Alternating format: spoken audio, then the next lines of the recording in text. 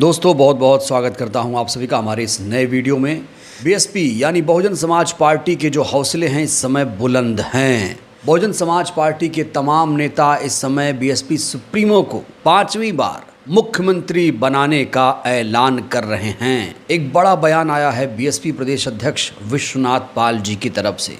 वो कह रहे हैं कि जिस तरीके से 2007 में पूर्ण बहुमत से बीएसपी ने सत्ता हासिल की थी, ठीक वैसे ही 2027 में बीएसपी की पूर्ण बहुमत से अपने दम पर जनता के गठबंधन पर सरकार बनेगी।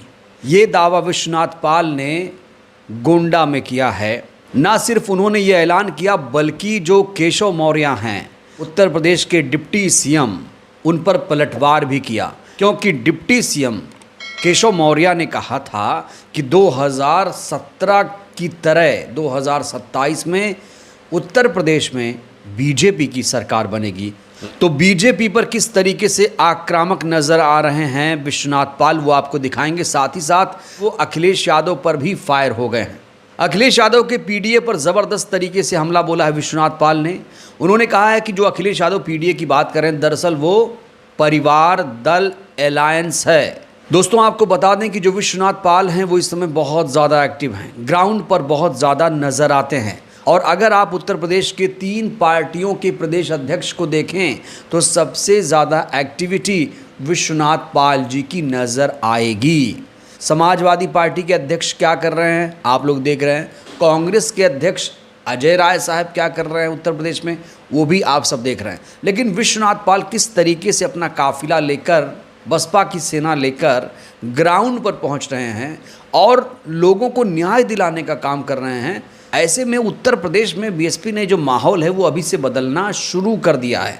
तो सबसे पहले आपको दिखाते हैं कि विश्वनाथ पाल ने किस तरीके से अखिलेश यादव के पीडीए पर प्रहार किया है। सबसे पहले आप ये देखिए। 89 में माननीय जी ने रामकृष्ण यादव को सांसद बनाया था।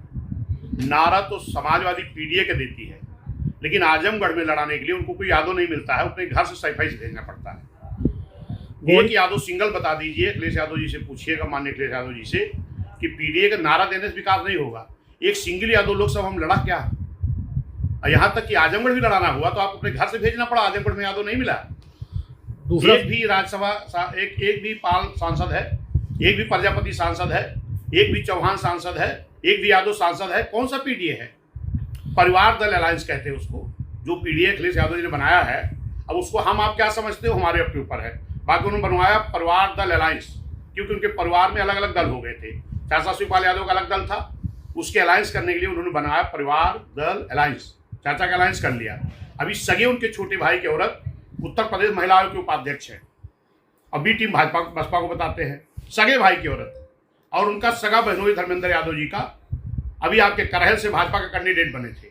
तो ये जो परिवार में बिखराव है उसी को एक करने के लिए परिवार दल अलायंस उन्होंने बनाया था, और परिवार दल डेवलपमेंट। सिर्फ इतना ही नहीं, केशव मौर्य और बीजेपी पर ज़बरदस्त तरीके से हमला बोला है विश्वनाथ पाल जी ने। उन्होंने कहा है कि अब बीजेपी भूल जाए, सत्ता में वो कभी नहीं आ सकती, क्योंकि उत्तर प्रदेश में जंगल राज कायम है। सरकार का जो इकबाल है वो ख़त्म हो गया है और ये जो सरकार है वो नाकाम हो चुकी है।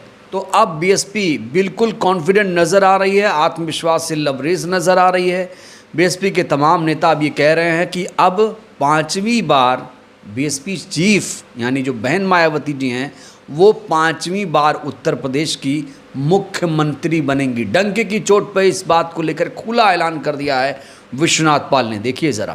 का नाम है गोंडा में डिप्टी सीएम केशव प्रसाद मौर्य ने कहा कि 2017 की सफलता जो चुनाव मिली थी 2027 में हम दोबारा दोहराएंगे। बसपा, सपा और कांग्रेस एक साथ मिलकर भी अगर चुनाव लड़ेंगे तो भी इनका खाता नहीं खुलेगा। देखिए एक चीज बता रहे हैं, ये अभी 24 में भी जो चुनाव हुआ था तो एनडीए गठबंधन और इंडिया गठबंधन ये दोनों मिल करके लड़े थे, लेकिन इसके बाद भी बहुजन समाज पार्टी का वोट 1.5 लाख, 2 लाख, 2.25 लाख तक वोट हमको लोकसभा में मिला है।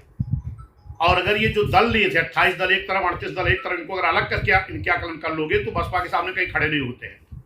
रही बात 2007 में बहुजन समाज पार्टी ने किसी बिना दल का गठबंधन किए एक जनता का गठबंधन तैयार किया था, और सारे दलों के गठबंधन फेल हुए थे। बहुजन समाज पार्टी का जनता का गठबंधन एक भाईचारा कामयाब हुआ था। इस देश के बड़े प्रदेश उत्तर प्रदेश में पूर्ण बहुमत की हमारी सरकार बनी थी। फिर उसी तर्ज पर 27 में एनडीए क्या करेगा, इंडिया क्या करेगा, इससे हमें मतलब नहीं है।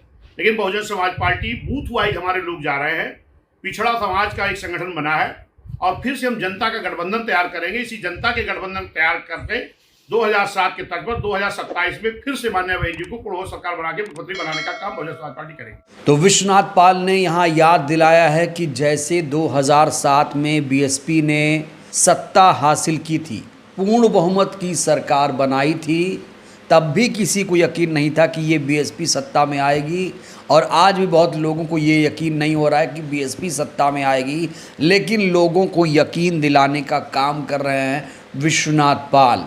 बीएसपी प्रदेश अध्यक्ष विश्वनाथ पाल कह रहे हैं कि जनता के साथ हमारा गठबंधन होगा, किसी पार्टी से कोई भी गठबंधन नहीं होगा। गठबंधन के दौर में ऐसा ऐलान कर रहे हैं विश्वनाथ पाल।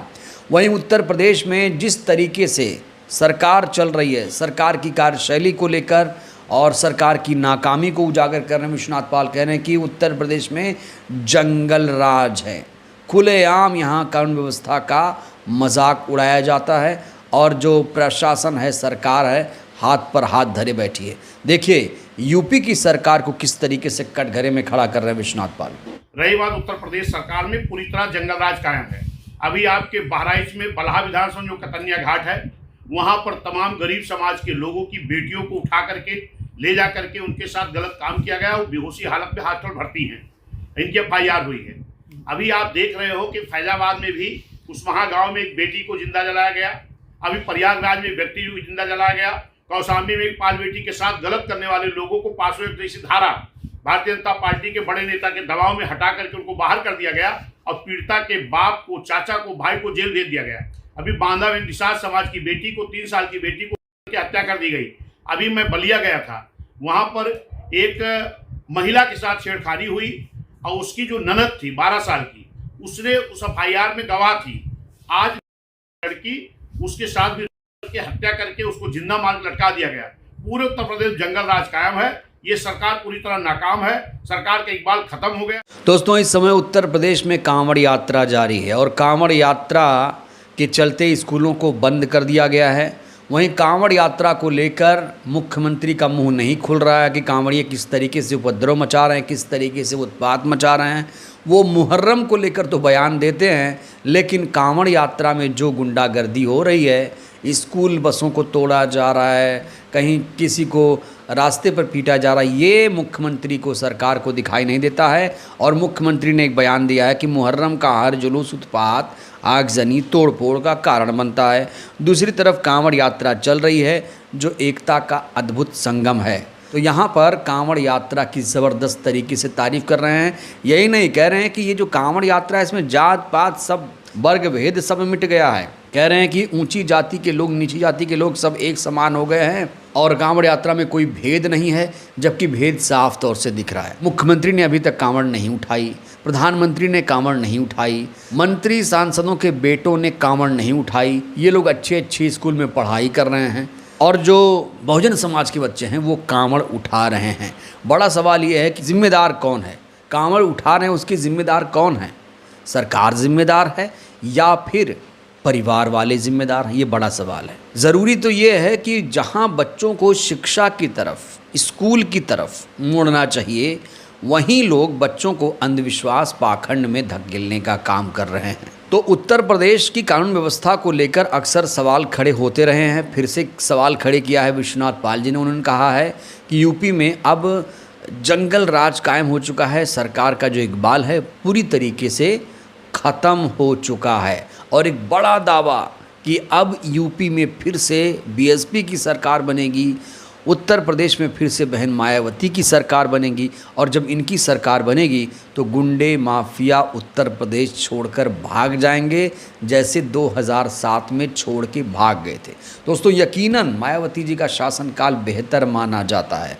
आप किसी से जाके पूछिए कि कैसा उनका शासन था तो सब आपको बताएंगे कि भैया बहुत ही शानदार शासन था। वहाँ पर अपराधी में भेदभाव नहीं होता था कि ये अपराधी इस जाति धर्म का है तो इसे बचा लो, इस इस जाति का है बचा लो, इस धर्म का है तो बचा लो, ऐसा नहीं होता था। समान रूप से वहाँ पर कानून का राज हुआ करता था, लेकिन अब कहा जा रहा है कि जंगल राज है। तो यहाँ पर बीएसपी ने एक बड़ा दावा, बड़ा ऐलान किया है कि 2027 में फिर से बसपा की सरकार बनेगी और पूर्ण बहुमत से बनेगी, बिना गठबंधन के बनेगी। बहरहाल इस वीडियो में इतना ही। जिस तरीके से विश्वनाथ पाल ने यह दावा किया कि 2027 में मायावती जी फिर से सीएम बनेंगी, क्या लगता है आपको? इनके दावों से आप सहमत हैं? प्रतिक्रिया दीजिएगा। बहुत बहुत धन्यवाद।